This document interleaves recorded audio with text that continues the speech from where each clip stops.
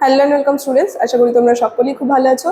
জ্ঞানজ্যোতি coaching সেন্টারের পক্ষ থেকে তোমাদের সবাইকে আরো একবার স্বাগত। তো আমি মীরা ম্যাম, আমি আজ তোমরা যারা এসকেবি ইউনিভার্সিটি আন্ডারে পড়ছো, তোমাদের সেকেন্ড সেমিস্টার মেজর বেঙ্গলি যে পেপার রয়েছে সেখান থেকে আজ যে বিষয়টি নিয়ে আমি আলোচনা করব সেটা হচ্ছে বৈষ্ণব পদাবলীর একটি পদ, বধূ কি আর বলিবা আমি। এই পদটি নিয়ে কিন্তু বিস্তারিতভাবে আজকের ক্লাসে আমি তোমাদের সঙ্গে আলোচনা করবো এবং বুঝিয়ে দেবো। ঠিক আছে, দেখো ক্লাসটি শুরু করার পূর্বে আমি খুবই একটা গুরুত্বপূর্ণ ইনফরমেশন তোমাদের সঙ্গে জানিয়ে দিয়ে যাই।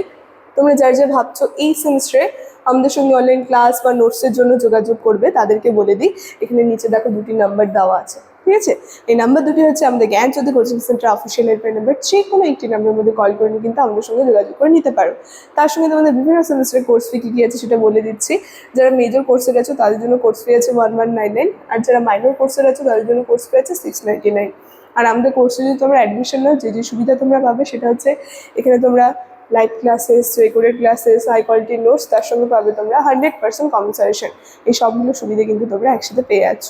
ঠিক আছে, এই ইনফরমেশনই তোমাদের দেওয়া ছিল। এখন আমি ক্লাসের আলোচনায় চলে যাচ্ছি। দেখো, প্রথমে এখানে সম্পূর্ণ পদটা দেওয়া আছে। ঠিক আছে, এটা নিয়ে আমি পরে আলোচনা করছি।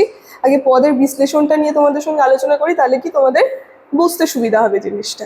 ঠিক আছে, দেখো তো যখনই তোমাদের বৈষ্ণব পদাবলীতে কোশ্চেনে কোনো এক্সামে কোনো কোশ্চেন এসে থাকে, তখনই বলে দেয় এইভাবে কোশ্চেনগুলো এসে থাকে, যে কোনো একটা পদ তুলে ধরে দেবে, বলবে এই পদটি কোন কবি রচিত, কোন পর্যায়ের পদ এবং পদটির ভাব সংক্ষেপ আলোচনা করো।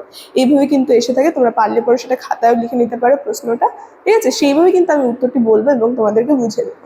দেখো, বধূ কি আর বলিব আমি, এই যে আলোচ্য পদটি, এটা কবি চণ্ডীদাসের লেখা। আর পদটি হচ্ছে নিবেদন পর্যায়ের পদের অন্তর্গত। ঠিক আছে, এখানে রাধা যে আছে, রাধার আত্মনিবেদনের আকুতি বড় হয়ে ফুটে উঠেছে এই পদটির মধ্যে। রাধা যে আছে, তিনি যে আত্মনিবেদন করেছে সেই বিষয়টি কিন্তু বড় করে ফুটে উঠেছে বধূ কি আর বলবো আমি এই পদটির মধ্যে।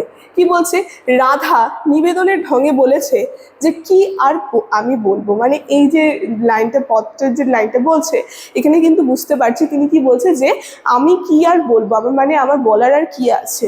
যে জীবনে মরণে জনমে জন্মান্তরে সে কৃষ্ণকে, একটু স্পেলিংটা তোমরা ঠিক করে নেবে। ঠিক আছে, সে কৃষ্ণকে প্রাণনাথ হিসেবে পেতে চেয়েছে। রাধার আর কৃষ্ণ ছাড়া যেন কিছুই বলার নেই, সে যেন কৃষ্ণকেই তার প্রাণনাথ হিসেবে পেতে চেয়েছে। আসলে রাধা একান্তভাবে কৃষ্ণ নিবেদিত প্রাণ, সেই কারণে কৃষ্ণ ছাড়া জগৎ সংসারে রাধার কোনো অস্তিত্ব নেই। কৃষ্ণকে ছাড়া তিনি নিজের কথা ভাবতেও পারে না। তাই বলছে যে তাই তার জন্ম জন্মান্তরে কৃষ্ণকে চেয়ে গেছে এবং কৃষ্ণের চরণের সঙ্গে রাধার প্রাণের যেন ফাঁসি লেগেছে। তিনি যেন ফাঁস লাগিয়ে রেখেছে তার চরণের সঙ্গে তার নিজের প্রাণ।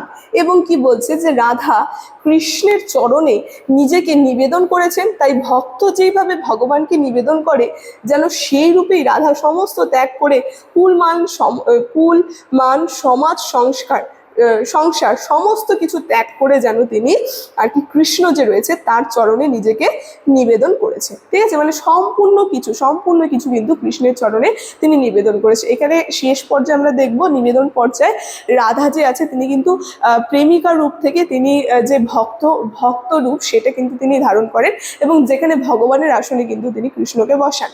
ঠিক আছে, বলছে সব ভুলে গিয়ে এক মনে সে কৃষ্ণ উপাসনা করে চলছে, যেখানে সমস্ত ভুলে গিয়ে কৃষ্ণ ভজনা করে চলছে। তাই রাধা প্রথমে ভেবেছিল যে এই ত্রিভুবনে তিন ভুবনে তার নিজের বলতে অনেকেই আছে, কিন্তু জিজ্ঞেস করতে দেখে চারিদিকে যেন শূন্য, চারিদিকে কেউই তার আপন না। তাই সমস্তই শূন্য, পাশে কেউ নেই। তাই রাধা কৃষ্ণকে জানিয়েছে যে তুমি ছাড়া আমার আর কেউ নেই। রাধা কৃষ্ণকে বলছে যে তুমি ছাড়া এই জগতে আমার আর কেউ নেই। তাই বলছে, হে প্রভু, তুমি আমায় ত্যাগ করলে আমি সর্বস্ব হারা হয়ে যাব। এবং রাধা সমস্ত কুলই হারিয়েছে, তাই বলেছে পিতৃকুল প্রতিকুল সর্বস্ব হারিয়ে এখন সে যাবে কোথায়। এখন তার আর কোনো যাওয়ার জায়গাও নেই কৃষ্ণকে ছাড়া। তাই বলছে কোথাও যাওয়ার জায়গা তো নেই অবলা রাধার। তাই শীতলতার জন্য, একটু আরামের জন্য রাধা কৃষ্ণকে শরণ নিয়েছিলেন এবং রাধা বারবার মিনতি করে জানিয়েছে যে কৃষ্ণ যেন তাকে ত্যাগ না করে। এই প্রার্থনা, এইভাবেই কিন্তু তিনি নিজেকে নিবেদন করছে। বলছে তুমি ছাড়া আমার কাছে আমার আর আপন বলতে কেউ নেই এই জগতে। তাই বলছে কৃষ্ণের ওপর সে নির্ভরশীল, একজন অবলা নারীর ওপর যা উচিত কর্ম হয় তাই করবেন কৃষ্ণ। কৃষ্ণকে সব ছেড়ে দিয়েছে এবং বলছে যে তোমার এখন কি করা কর্তব্য সেটাই কিন্তু তুমি করবে, আমি একজন অবলা নারী, আমার কিন্তু কেউ নেই। তাই এতটুকুন বিশ্বাস রেখেছে রাধার। রাধা ভেবে দেখছে যে কৃষ্ণ ছাড়া তার আর কোনো গতি নেই, তাই চোখের পলক পড়তেই সেই সময় লাগে। সেইটুকুন সময় যদি রাধা কৃষ্ণকে না দেখে তবে যেন সে প্রাণে কেঁদে ওঠে। মানে এরকম চাওয়া কিন্তু তার কৃষ্ণের প্রতি।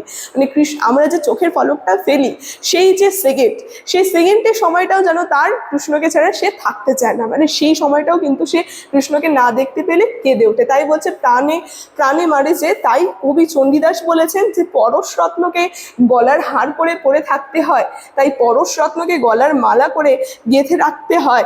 আসলে কৃষ্ণ যেন সেই পরশ রত্ন। কবির বক্তব্য সেই কৃষ্ণকে গলার হার করে বেঁধে রাখতে হবে। মানে রাধাকে সে বলছে যে কৃষ্ণকে যেন গলার হার করে বেঁধে রাখে, ঠিক আছে? এটাই কিন্তু তার চাওয়া, মানে আর কি কৃষ্ণের কাছে। তো এই যে সম্পূর্ণ পথটা নিয়ে যে আমি আলোচনা করলাম, দেখো প্রথমে কিন্তু এই যে পথটা যদি এখন তোমরা দেখো তাহলে কিন্তু ভালো করে বুঝতে পারবে, আমি আর বলছি না, এখানে দেওয়াই আছে সম্পূর্ণ পথটা, এর বিশ্লেষণই কিন্তু আমি আলোচনা করলাম। তাহলে তোমাদের এখন বুঝতে সুবিধা হবে। তাহলে আজকের ক্লাসের আলোচনা আমার এতটুকুনি ছিল। আলোচনাটা আমি এখানেই শেষ করছি। ভিডিওটি শুরু থেকে শেষ অবধি দেখার জন্য থ্যাংক ইউ।